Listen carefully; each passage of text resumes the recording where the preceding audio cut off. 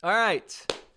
It is episode 9 of The Breakdown. Welcome in and welcome back, everyone. It is I, your co-host, Wade Suave, a.k.a. The Wade Concept, here with my boy, FAZE Sensei. Brother, how you doing, man? Woos, I'm doing great. I was just taking a little nap here. For people that don't know, we record at like 11 o'clock p.m. Sensei time. Not East Coast time. It's on Sensei time, all right? So I appreciate this is my like man. a warm-up to Fortnite, though. So, like, this is fine. Like, I took my little okay. nap. Was teaching, training today. You know, having some fun.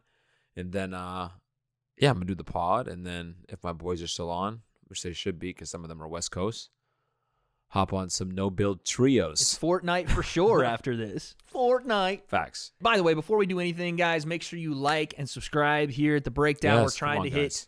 20K subs. I think that'll be a goal set for us. At 20K, we're still figuring out something. We'll give you guys something back. Maybe some fan questions on the show at 20K, like some video questions. I've been thinking about that. I think that'd be really cool. Guys, something. Or maybe some fan sparring / training footage breakdown. I'm down, dude. Sign me up. If you guys are on Spotify, Apple Podcasts, make sure you hit that sub, leave us a rating and review as well. But we have big news to start this podcast today, ladies and gentlemen, because usually it's us two goofballs coming to you guys and talking to you about the YouTube boxing scene, which we're going to do today, but it's not usually one of us coming to talk to you guys about the other one fighting. And I don't know if you guys know this yet, but I'm just going to go ahead and leave this in the hands of my man, FAZE Sensei. I think you have an announcement for us today, bud. I'm fighting? For real? This is the rumor around town. This is facts, dude. Signed and sealed. I am going to be boxing. Now, here's the question on everyone's mind. I'm going to hit the drum roll for you, okay? Who is this opponent that they have put in place to be dismantled, absolutely destroyed by my man FAZE Sensei? Who are you fighting? I have been called out, okay, by yours truly, King Kenny. Wow. He wants his revenge against FaZe Clan and against Temperrr. So he's going after Temperrr's boy. Yours truly. I have to say something. I cannot fucking believe that King Kenny called you out. And I don't mean this because I do love Kenny. I think he's a great content creator. I think he's a fast rising boxer in this scene. It is shocking that he went from Temperrr to you. And I mean that because we know it's well established that Temperrr has some martial arts training and he is now getting into boxing, but this is something that you do. So it's baffling to me, but maybe I can get your thoughts on it. What did you think when you heard the call out, when you signed the papers, when you said, okay, it's going to be King Kenny? What were your thoughts immediately? I was obviously surprised. He just come off a loss. I know there's a connection between me and Temperrr, but he came off a loss against Temperrr, and then you kind of look at it like, I'm Tommy's sensei. You know what I mean? I know I wasn't his boxing coach. There isn't like direct lineage there. But clearly I'm the guy with more fight experience than his, on paper. Like, Kenny just fought a guy, and the guy that he's calling out next has more fight experience than the guy that just beat him. This is what shocked me. Just simply looking at it on paper, that part of it is obviously weird. And then obviously you put in the whole YouTube side of it and my background, and at least with the way the community views me, and like where I stand in YouTube boxing, you probably wouldn't think you'd put us together. Yeah, it didn't like when I thought of next opponents for Kenny, I didn't think of you. Correct. Nor did I think of Kenny for an opponent for me. I wasn't like, hey, come on, Kenny. Especially because Tommy just had a fight. Maybe they might have a rematch or something. Right. Kenny might try to get his revenge. So then for me to get put into the mix by Kenny, I was really surprised. As a fan of the YouTube scene, I was like, okay, Kenny. Yeah, and this is the thing. I'm surprised, but I don't know. I respect it because this is the one thing that you won't see a lot of guys doing is calling out someone that they, in their mind, sure, I'm sure Kenny thinks he's going to beat you, but it is definitely an underdog, quote unquote, calling out a bigger, quote unquote, dog in this game, right? I'm no world beater, but in terms of the scene, obviously he's not picking an easy fight or a fight that he thinks is would seem 50-50. It doesn't. A lot of and again, this is not a disrespect to anyone in the YouTube boxing community, but a lot of guys will pick fights that they and most people know. Okay, I'm going to win this fight. Right? It's a fight to get. Not again. Examples could be the KSI Alex Wasabi fight that we're seeing now. It's not that KSI has a 100% guarantee he's going to win this fight, but the majority of people think this is his fight to win. Kenny and Sensei, I don't think a lot of people get that same idea, but let me ask you, what is your thoughts on, or I guess, what do you think about what they're thinking as to why they accepted this fight? Why do they take this fight with FAZE Sensei in your mind? Well, I think, number one, the storyline. I think Kenny really wanted to get the rematch with Temperrr. He wants that FAZE revenge. Correct. And obviously I was in Temperrr's corner. I'm talking direct. It's not like another FAZE member is indirect or just a buddy. Yeah. We're talking, if he beats me, he's getting that rematch with Tommy. Yeah. Obviously. So it's in your opinion, it's how do I get back to Tommy the quickest as possible? Right. If I beat Sensei, then there's really no way he can deny me. And it's a way to prove. I think it's a way to prove himself. Yeah. Now in terms of picking me, I think maybe there's a couple things. I haven't fought in a very long time. To be honest, I haven't even sparred hard in a long time. Mm-hmm. You know what I'm saying? So, like, training wise, I'm not like an active fighter or in any intense training camp. You know what I'm saying? So if you look at if you're looking at the recent sparring footage I may have, you may think, oh, maybe he lost a step or something like that, or he's not taking it serious, things like that. So it's something that maybe Sensei isn't all what he is hyped up to be. Okay. Which honestly is partially very true. Yeah, I was gonna say this is something that we've talked about on this podcast a lot, and I think you've been very adamant about is that and this might be some of my doing because I'm you're my boy. I'm such a big fan of watching you fight. That you do feel a little bit like you have been elevated to a level in this scene that's almost to a point where it's like, okay, we're getting out of the realm of reality here. Like I'm not going to go fight Conor McGregor. I'm not going to go, box Vidal, that kind of level. And maybe, from their side, they're seeing that people are like, oh, FAZE Sensei is this. FAZE Sensei is way up here. And they've seen some of the spars with KSI and with Anisan Gibb. And they're thinking, you know what? He looks beatable, or we can get him in for sure. X, Y, Z. That could absolutely be the case. But let's just say those spars aren't indicative of what the skill level is. But no, I mean, I've always been objective about those spars. I've never overplayed it or underplayed it. I mean, the truth is, I never went into any of those sparring with something to prove. I never went in with a competitive mindset in terms of I need to show myself what I'm about. I actually always went in. I went into both of those spars. All of the spars I've actually done with YouTubers. I'm trying to help them prepare for a certain guy. Yeah. Jake Paul, Logan Paul, or whatever, or try to present them something, some sort of challenge in that sparring match and see if, they can do well. We're not discounting those spars or anything that happened. And obviously, those guys have shown that their ability to hang and sometimes supersede what you were able to bring in those spars has allowed them to be very good YouTube boxers. KSI at the top of the list. Gibb, obviously, he's got a fight coming up. He's at the top of the list too. So it's not like anything like that. Let's cover really quickly what we're going to be looking at as far as the fight's concerned. We're talking, 3 threes? Is that what you've told me now? 3-minute rounds? It's 4 threes. 4 3-minute. 4 threes. Okay, so this will be a little bit shorter of a fight for Kenny. And again, the 4 threes does allow us to get a lot of action in quickly. What is your mindset? Without giving anything away, obviously, because we're just starting this process. This is my longest. I've never gone 4. So, yeah, this will be the longest for you and the shortest. Kenny's had 1 fight, but the shortest that he's gone. So it does open up a lot of, room for a lot more action, a lot more volume. We don't know the ring size, anything like that yet, but talk to me about your mindset, hearing that it's going to be 4 threes and what you're, I guess, going in there to do, right? You talked about not proving yourself in these spars. What is your mindset going into this one?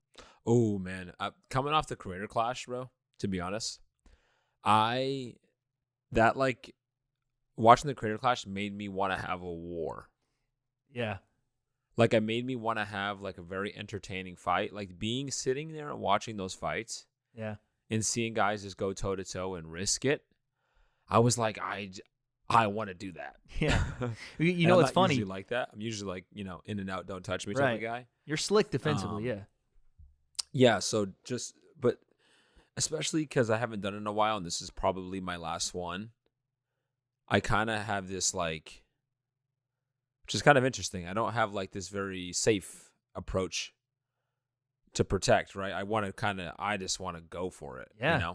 Not in a crazy sense. Go for it for me is obviously still, in terms of fighting, is still technical, but like I feel like I want to have. You want to leave it all out I don't there, want to yeah. have exactly. I don't want to have like a low punch count, Right? Or be super tentative. I want to let the hands go. I want to have fun out there. I think that's what the people want to see, man. I mean, honestly, I think the Creator Clash has shown us, like, yes, promotion is necessary, but good fights make a card great. And I think your mindset going into it, wanting to go out there and put on a show, wanting to go out and like you said, leave it all out there. If this is going to be your last one, to make like that last impression really stick with people and remember like what you brought to this scene. And I can even remember the camera wasn't on us much during Creator Clash, but between fights, you're shadow boxing. And when we're getting up and we're stretching and we're doing our little, interview stuff, when I'm over here with Anissa and you and Charlie are on the side, you're over here like throwing your jabs out and throwing across. And I could just tell how excited. And even after the fact, when me and you got in the ring and we're moving around, you could tell how excited those fights made you. And so I could see it then when we were talking about possibly you having a fight at some point and we didn't really know a ton about it. And now you can see that that's even elevated further. So somebody asked me, I'll say this. Somebody asked me, and I said, like, from this fight, I want us to both bleed. Like you want that type of war. From the Showstar, some of their fights, like Kenny's fight and Tommy, I think there was no blood. No, very technical kind of deal with them too. Right, and some of the fights, DEJI, Wasabi. Yep, same kind of deal. No knots on the face. Yeah, nothing. And there's something about, like, I've had my fights. You know what I'm saying? That's the thing. I've been in a handful of these fights already. Like the wins and the losses. My favorite ones are the wars. Like my last kickboxing fight, when I got cracked, I was like, I feel my nose like caving in. Yeah. I'm tasting blood, and I'm like, oh, I'm here. Yeah. Like this is what. Well, and, that's it's intense. What makes this sport and breaks the sport, like what makes and breaks people in this sport is that moment, right? Where you get in a real fight, when you are punched, when you're hurt, when something happens that you didn't expect, and that reaction, that those endorphins go off, and you're like, oh God, I either love this and I want to go further into it, or you kind of recluse yourself and you fall back into something, and the other person makes a tidal wave and they get you out of there. But for you, it's obvious that feeling when you have that war is something that you want desperately as this last one to go out. And honestly, man, I don't mind. I'm your boy, but I think Kenny and Daly, they have this same mindset. They want to come in and have one of these fights too. I don't think this is going to be, you guys standing off at a distance and popping your jab. I really think this is going to be one of those fights. As someone, obviously I just cornered Temperrr for the fight. So I saw him fight firsthand, right? Yeah. I only saw one glimpse of fighting from Kenny. When Tommy cracked him, it was actually Kenny's best moment. Yeah, I agree. Tommy had hit him. Yep. Tommy had hit him pretty good, and Kenny was like, I'm not having this. Yeah. And just put his chin down and started throwing bombs, right? And then he went back to boxing after that. But there's a glimpse of the brawl of like, okay, I'm just going to start fighting now. Right. Instead of just boxing. Do you expect that, Kenny, or do you expect more of a polished staying behind his jab, working into range correctly, that kind of boxing? I expect the best version of Kenny in terms of a very intelligent, crisp, sharp, efficient boxer. Yeah. I expect him to be more efficient, a sharper, just overall. Yeah. I expect him to try to, box this perfectly. That seems like that's what Daly's approach is. He's very good, very technical. Even watching them fight with Kenny and watching them work together in their corner, like in the corner during Temperrr's fight, it was very technical, the feedback, trying to get him based off what we saw in terms of you're working the jab to the body. Let's try to do this. So given feedback and specific feedback to what to do in the fight technically. Some guys just kind of, some coaches are just like either push harder or come on, get it, you know what I mean? It's more that like fight or that dog mentality type thing they're looking for, that kind of general feedback. Right. But he's a sportsman and they're technicians. So that's what I expect to see from Kenny. So I kind of look forward to not making it a boxing match and making it a fight. I want to fight. Leave it in there. Stand see in the what middle, happens. little Max Holloway. Little point to the center. Stand and bang. Let's do this. Here's a question. Can you remember who Max Holloway did that against? Oh, Ricardo. Yeah, you got it. Ricardo Lamas. Lamas. Yeah, very nice. Yes. Hey, if you're in the comment section, clap it up for the knowledge of Sensei, bro. So speaking of going to a lot of different events, well, let's talk about one that just fell out and then came right back to fruition. You've seen this Jake Paul stuff. We talked about it last week. Yep. Have you seen what's happened since we talked? Tommy off the card, Hasim Rahman Jr. on. Oh my gosh. Give me your thoughts, man. What do you think about this? Dude, Tommy responded, 500K, you can't get me out of bed or something. I was like, bro, what are you talking about? The self-awareness, absolute nothing.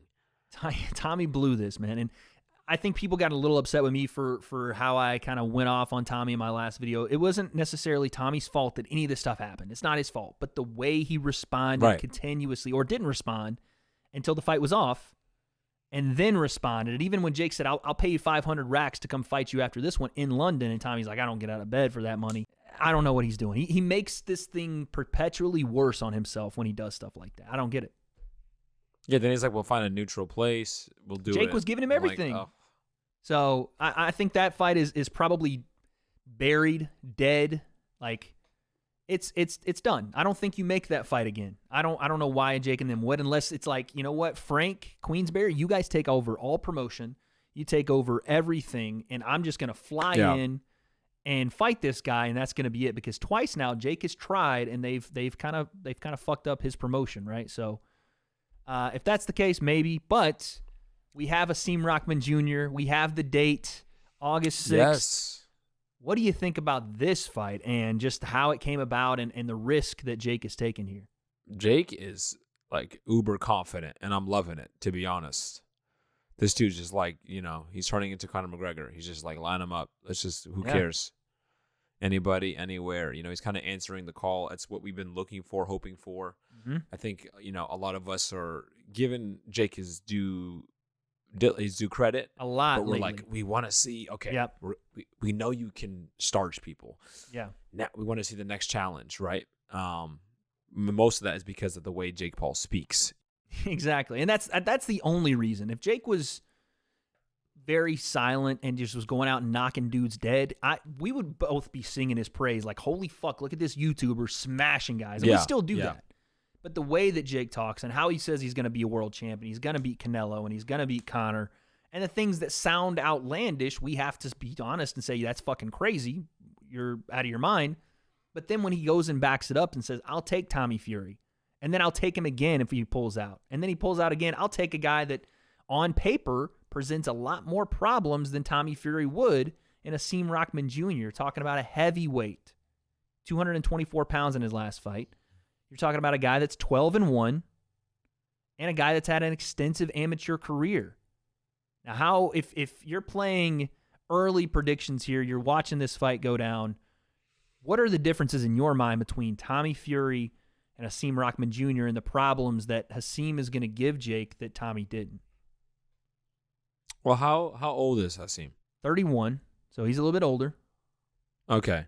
That's the only thing. I think the difference is like he's older, in terms of wash, in terms of, and also little familiarity there. But right, we found out that Jake. I mean, we knew this, but Jake had sparred Hasim Rahman twice, I think, or maybe a couple more times. Yeah. In the lead up to the Nate Robinson fight. And I saw that there's a little scuffle going on. A little bit of beef there. Instead of seemed like that Jake maybe got the better of him, but Jake was acting like that. Yeah, like if Jake was just more successful than the first time they had sparred, right? And that little success can, especially when you're in a camp surrounded by your guys that are chirping him, and that'll build you up a little bit, right? But there's got to be something there. If his team is like, if his team believes that he can do this, I mean, his team is not filled with people who don't know boxing. And they know Hasim. Yep. BJ knows Hasim. People don't know this. BJ Flores knows Hasim really well. He sparred him. I don't know. They've sparred a good amount of times. See, that's the thing that's a little tricky now because you could have like a false sense of, oh, I know what he does. Mm-hmm. You know, and then you can sometimes when someone has that much experience and someone who doesn't, there's like BJ may be like, oh, you can do this because I've done this. Yeah. But if you're in there and there's things that you just don't know that you don't know because you haven't fought enough, you know, you can get in trouble there. There's just a lot of things that happen in a fight that you can just not be ready for without that experience level, you know. But I love this confidence from Jake. I think that, like you said, that spar, even that little bit from the spar, just the jab to the body, right hand across the chin that he lands, and just that one clip, and again, it is just one clip, they do find something there. They see something that they're like, our guy it was 18 months ago, from that point to now, if he was looking like this then, he's going to look like this now. That's what they're anticipating. And I think, and I talked about it in the video that went out last week, I think it's that Jake and their team watched the Hasim Rahman Jr. and Kenzie Morrison fight. By the way, Kenzie Morrison, the son of Tommy Gunn Morrison, that's the guy that beat Hasim Rahman in May. Okay. I just saw that. That was in May. That was his big test. Right? It was his big test. He was fighting. Kenzie is 20-0-2, so 20 wins, no losses, 2 draws, 18 KOs. So it was a big test for Hasim. Honestly, what I saw in that fight, yes, he did TKO, I think, stoppage. What I saw in that fight wasn't that Hasim was outclassed boxing-wise, skill-wise. He wasn't outclassed. What I saw was a guy that a crazy forward pressure, high guard, walked into range continuously, 8 shots to give shots, and made it a bit of a dogfight. And again, you look at what Jake does well. He may not be the most technical guy all the time. He's fast. He's got big power. And when things turn into a dogfight, he can have little success, right? So maybe that's what they're seeing, that Jake is going to find a way to get into a dogfight and land one of those big shots. I feel like if they know how this guy trains, I feel like maybe part of it is that if maybe Hasim's training, maybe he cuts corners, maybe there's something there in his gas tank or something. I mean, maybe there's something there. Yeah.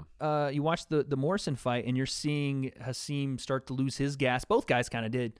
You're seeing him start to lose that gas tank in the second, third, and fourth round. There's some inefficiencies like moving straight back defensively and allowing himself to be hit until he's on that rope, and all of a sudden that distance he wanted to create is closed off completely, and those shots that were just out of range are landing. Yeah, that's the thing. But you said about BJ, the fact that you do have a guy, but you have a guy that who's coaching you, has sparred him a lot. So yeah, you're going to think there's going to be no surprises really. So at least if you're going against somebody who's, I think about that. If I'm going to go against a professional fighter, it would be a lot better to know what this guy does. Yeah. And Absolutely. to have all his tendencies. It gives you a much better chance to prepare. I wonder, even though it's short notice, I wonder, and I've watched, Hasim knock guys out, absolutely. And he's even said, if I fight these YouTubers, they're not getting out of the first round. I wonder if they are as concerned with Jake being knocked out by Hasim as they were with Tyron Woodley, right? Because that made that fight very ugly, the Tyron Woodley-Jake second fight. That both guys knew that danger was there, and they weren't really willing to engage. Jake's not going to be able to get away with that this fight because Hasim's jab is very nice. He's got a great jab. Right. Yeah, exactly. Woodley can punch hard, but his ability to land punches and consistently is not even close to Hasim. You're talking about someone who can, again, punch hard, but the ability to set traps and understand the in and outs of boxing and the sport of boxing and how to set up a knockout or set up big shots is a lot different. And just that experience of being in trouble, being, leading in rounds, being behind in rounds, being far and away the better. He's going to have a lot of the knowledge that Jake, like you said, you just haven't done it, so you don't know what you don't know. And there's also this factor of how is Jake going to overcome someone that does throw volume? Because, again, Hasim is going to throw volume that Tyron Woodley didn't, right? And it's not like it's Son Gibb, who is 20 pounds underweight. He's going to come down from 20 pounds to get to 200. So there's a lot of questions that Jake's going to have to answer, but I truly think BJ and those guys are going to try to turn this into a dogfight. What's interesting about this is that all of Jake's fights, Jake has always been the better boxer. Yeah. you know, you could say Ben Askren and Woodley were the better fighters, right? They've had more fight experience, but they didn't have the same boxing experience. So this is like the first time he's going in there with somebody who's clearly, with his experience, a better boxer. Listen, fair play to Jake. Fair play to him keeping this card together. Something, again, you got to respect about Jake when he says he's going to put on a card and people's, livelihoods are on the line, other fighters on that card. He keeps it on. Fair play to him. Excited for that one. But in the time between our last podcast and now, a card that you're going to be on, we've announced already, you're going to be on this KSI card fighting King Kenny. But there's some other fights that have been announced since then. We'll start with your boy, FAZE Temperrr, fighting Blueface. What is that? Blueface, baby. What Dude. is that? I don't know. Blueface just wants to fight again, I guess. He's already fighting on the Social Gloves card. Is he actually fighting on that, though? That's what I hear. I mean, again, I will respect it if he takes 2 fights in a matter of 2 months, but it's not great for him if there's any substantial damage coming out of that. And who he's fighting? Swaggy P? I think, is it Swaggy? Yeah, I think it's Swaggy P. Let me actually look. But talk to me about that while I'm looking here. What do you think about the Temperrr and Blueface fight? And that's the thing. Swaggy P presents different things because he's so big. He's a bigger athlete. Yeah. But Tommy's training for real. Yeah. So, what I'm saying? He ain't just like doing a YouTube fight. Yeah. And that's the thing that Wally doesn't do YouTube fights. Wally just trains fighters. Yeah. So. And that's why I said as soon as this happened, I was like, oh, this is going to be a Temperrr coming out party again in London if, Blueface is not. I mean, again, I just don't know how you focus on 2 different guys in that amount of time, and maybe he's just looking at Swaggy P like, I don't think that this is going to be a real issue for me. I think that's what it is. I think Blueface has probably had some good sparring. Yeah. And he's like, yo. And there's been some clips. I'll fight anybody. Blueface has got some clips out there. He did some sparring with Taylor Holder. I don't know if you saw that. Yeah, he's tricky because he's rangy. He's tall. He's long. rangy. Yeah, he does the southpaw thing, and even though again he's one of these southpaws that's not truly left-handed, and you can tell it when he throws it. But a lot of guys like to use that lead hand. They love throwing that jab out there. It feels nice. Yeah. So with Temperrr, it'll be 2 southpaws, 2 rangy southpaws just swinging. Yep. That'll be interesting to see too. I don't know if Temperr's seen a ton. Well, no, I don't know if Temperr's seen a ton of southpaws, so that'll be something I'm sure he's working on. But yeah, that one's an interesting one, man. I think, again, with the win, Temperrr just looks like a guy at the top of the scene again. Even though Blueface isn't necessarily what we consider to be the top of YouTube boxing, he is dedicated. And he's been in that same gym since his first fight on bare knuckle, and he's been continuing to work. And again, you can't hate him for lining up 2 fights. He obviously wants to be in there. He obviously wants to be active, and he wants to be a part of this scene. So I'm excited for it. I like the challenge for Temperrr, a guy that'll be around his size, a guy that is. Yeah, that's the different part. Is someone who's what Tommy has to deal with the range factor. Exactly. And that's different. I think that's going to be, and again, I think Blueface will, like I said, he'll present some different, at like what we saw with Kenny in the little bits and pieces. I think Blueface will bring a little bit more of that, a little bit more offensively aggressive. But then on top of that, boy, oh boy, someone's O has got to go. And I'm not talking about in the good way. We have DEJI and FOUSEY. Talk to me about that one. This one is, I'm telling you, I said this when there were rumors about this happening. I love the KSI fight for him coming back. Obviously, people want to see him. I love that you're fighting, you're coming back. But this fight has some real steam behind it. And not necessarily. Dude, FOUSEY is shredded, bro. Yeah, FOUSEY's shredded up. And I don't know what kind of genetics that man has, because I thought I had good genetics. I thought me and you, what I'm saying, we got like peak athlete.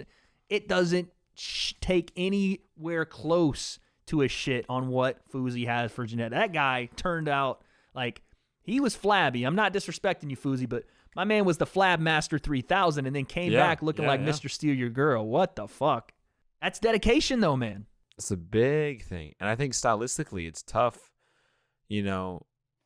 for DEJI. Yeah. Because it's just like DEJI would probably do better with someone who wants the box. Yeah. I mean, ideally, the Alex fight probably was a perfect fight for DEJI. Yeah, but with somebody that comes in there, just bites down on his mouthpiece and is strong, and a little bit bigger naturally than you, and wants to make it ugly, I'm not sure. That doesn't bode well, I think, for DEJI's style. If you're a precise sniper and you can land the straight left hand in exchanges, if he's going to go southpaw again, then okay, you can back FOUSEY off a bit because that's what Slim was able to do, right? He was able to land straight punches, jab, right hand. And that's what, again, FOUSEY didn't necessarily back off, but it stopped a lot of what he was trying to do with these big, massive overhands and these looping shots. Right. Slam him in. Yeah, exactly. But again, Slam Slim those is shots in different him, because so. Slim is a bigger, longer, rangier opponent. DEJI will be the shorter and, again, more compact guy, weighs a little less. Like, FOUSEY will have every physical advantage in this fight, it looks like. Yeah, DEJI's, I think, probably he's a better technical puncher than him. And I think he has probably more punches that he can land that are harder. But I think FOUSEY just he may have like a good, that right hook he has. He can put some weight on it sometimes. He can throw the right hook. He comes from the hip with it, but he can throw it. The only thing I worry about, like if you're a DEJI fan, this would be the good thing, right? This is what you want to see from DEJI, is that he is a little slicker. He's going to have to throw. He's going to have to, right? He's going to have to add up volume, because the difference in this fight will be if DEJI can add volume, in my opinion, because he's not going to, he can knock FOUSEY out for sure, but I don't think it's going to be that for DEJI. I think he's going to have to be slick. I think he's going to have to work angles and do the things that he already does well defensively, but add volume. And that's where the danger comes in, because when you do leave yourself in positions to throw a little bit more than you're used to, FOUSEY's going to throw hammers. He's going to. Yeah, I think DEJI's going to have to finish this fight. The longer this goes, I don't think it'll be, I think, FOUSEY might get some steam, and, DEJI might start to dwindle and become less sharp, and then FOUSEY might try to just run him over. That's what we talked about is, and this was the big word we started this conversation off with, was dedication, right? Like, say what you want about FOUSEY's ability, which maybe is not the greatest yet, but he is at Jackrabbit Boxing over in Long Beach. There's not a better gym to be with for a guy like that, learning to do it, right? He's under the tutelage of a lot of the guys over there that watch, what's his name, Ashton Steele, or Sylvie? The guy's going to be on Jake Paul's card, up-and-coming pro guy. Dean the Great's over there with him. He's got people, right? He's working with a good gym. Right. But say what you will about him, and his inefficiencies as a technical boxer, but his dedication, even in the Slim fight, the dedication to what he was doing was there, right? At the very least, he's a hard worker. At the very least, he will still be there. What I imagine is, like, remember when, like, Logan just went crazy on Floyd? Like, that's what I envision. It's like round 4 or something, and, DEJI's tired, and FOUSEY senses it. Yeah. That's what I feel like. It's just, just come forward, just run him over. Swanging. And that very well could happen. And then we obviously have to talk about the fact, too, though, that FOUSEY is coming off. It's been a long, long layoff for him, for sure. But also, he has a reconstructed nose. So, again, I'm sure he's addressed this, and I'm sure it's been long enough for him to that nose to heal properly. But if something does happen, right, and all of a sudden that thing shatters again, how do we deal with it again, and the mindset of it? That's a big factor, too. And I think, like you talked about with DEJI, he is going to have to output more volume here. And let's hope that, again, that word we keep coming back to, dedication, has been put into this camp. I hope DEJI's doing the same, because technically I think DEJI is very skilled. And I just think it's just those two things have to come together for him, or it's just not going to work. Well, I think DEJI did turn a new leaf with Daly. Remember, he was only with him for a short period of time. Yeah. So if he's still with Daly and Daly's still with him, then I think that's a good sign. Yeah, absolutely. I don't think DEJI's gonna put in, if Daly's still with him. Daly's the type of guy that you're not gonna get. You're not gonna slack. Yeah, no, not at all. Which I love that for DEJI. It's the perfect place for him to be. I just, in the fight, do those demons come back? Yeah. That's what you worry about. Is in the fight, do you start to breathe a little heavier, and you're like, oh no, is it happening again? You don't want that. But then we also had your boy KSI tweeting, Mr. Twitter Fingers, as of recently. Apparently, you guys have already sold out the pre-order tickets, so congratulations. Let's go. We out here. There you go. I think they may have heard that you were on the card, and we got to see FAZE Sensei, bro. You're a main attraction. Come on, your main event. JJ just put the pre-sale out there before we could announce it, so he can get all the damn sales. He was like, I'm the reason for this. Me. Listen, I ain't saying nothing. I'm getting paid, so. Hey.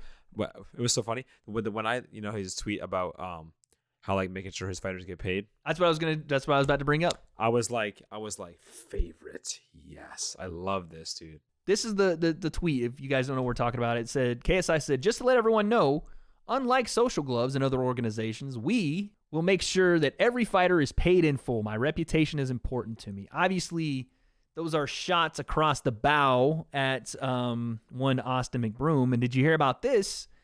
Nick Ireland had come out and basically said... Dude, I saw that. Basically said that Austin is pulling the same shit. But at least he's up front this time. If you guys don't know what we're talking about, Austin McBroom and whoever runs the Social Gloves account, I don't know if they reached out to Nick Ireland or he reached out to them. Something happened, and in the DMs, there was a conversation about Nick Ireland fighting Ryan Johnston, but he would not be paid. Their funds were maxed out. What do you think about Social Gloves? At least letting guys know ahead of time. But I heard that, and like what Nick was saying about that conversation, like the budget's low, like not offering anything to him.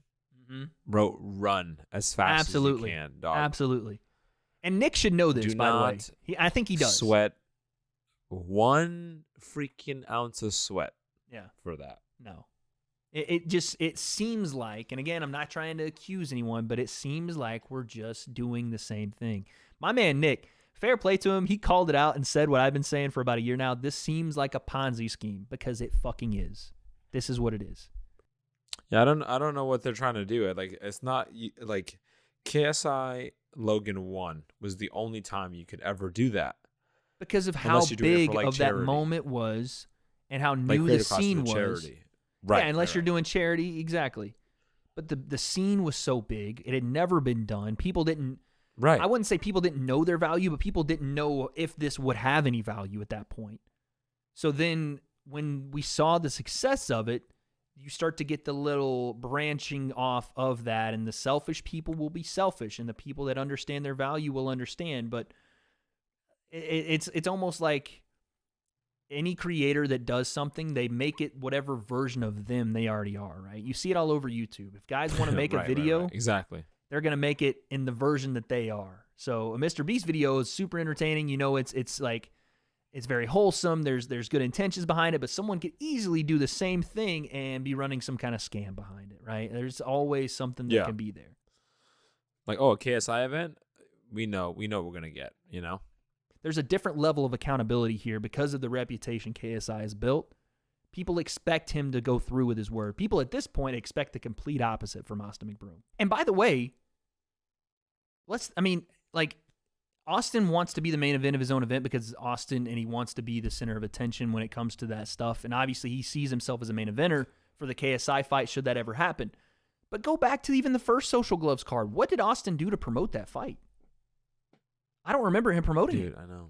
I think it was mostly just Bryce. Yeah. I would say Bryce. Bryce was the one that was and going and getting in his face and did the whole double leg try to take down, didn't quite get it.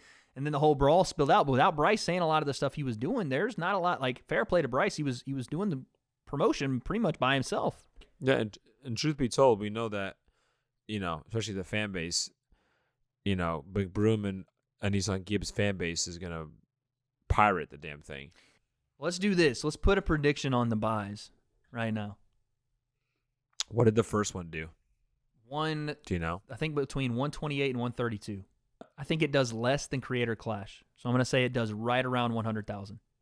Maybe less. Yeah, I was going to say it probably won't break 100, but part of me is just you don't know about that NFL fandom. How many people are going to tune out?